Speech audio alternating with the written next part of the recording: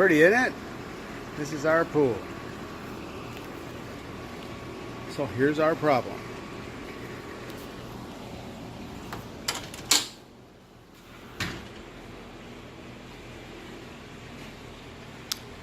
Some way to keep all of our floating devices for the pool organized in one place, relatively clean, not blowing away in the wind. So, I have a solution. Stand by. All right, two 10-foot pieces of 2-inch PVC, a 12 by 16 blue fiberglass tarp, one 2-inch cap, 3 2-inch tees, and 4 2-inch elbows, and some adhesive. You'll see. Since we currently have about 4 feet in height worth of things we want to account for, leaving a little room for expansion, we're going to make this 6 feet tall. So right about there is 6 feet. Now we'll cut it. You can cut PVC with any kind of hand saw pretty much, or electric saws. I personally prefer a radial arm, so that's exactly what I'm going to use to cut this with. And there you have it. A 6-foot piece and some leftover. So now we're going to start cutting the small pieces.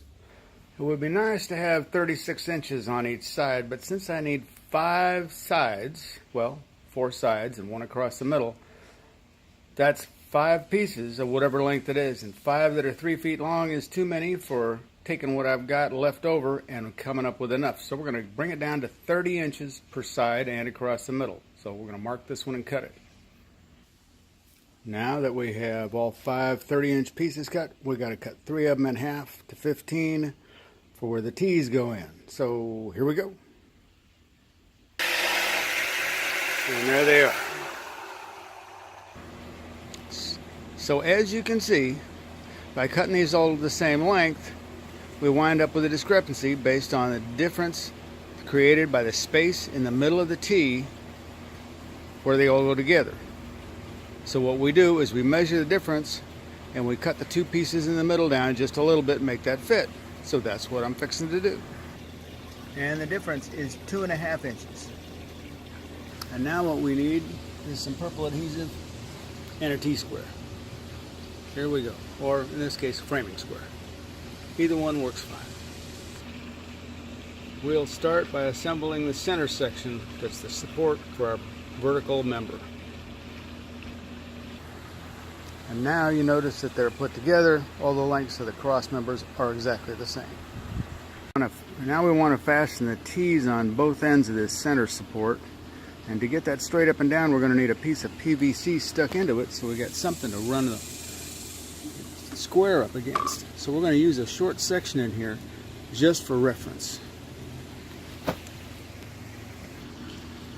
And there we have it. You got to move real fast with this purple cement because boy, it goes off quick. We are set to do the sides now. Alright, here we have the base all glued together. All we need is the vertical. I'm just going to glue that one in and glue a cap on top of it. This would be this one right here, so we don't poke through any of our inflatables when we're dropping them over it. And here you go. It's done.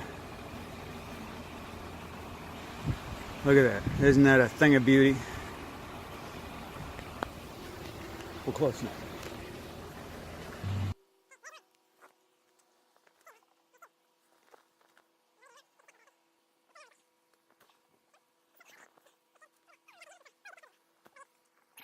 So there you go. We got room for a couple more on there if we need it. Throw a tarp over the entire thing, wrap it up and bungee it, and we are good to go for this season and down seasons as well. So that's it. You can do it too.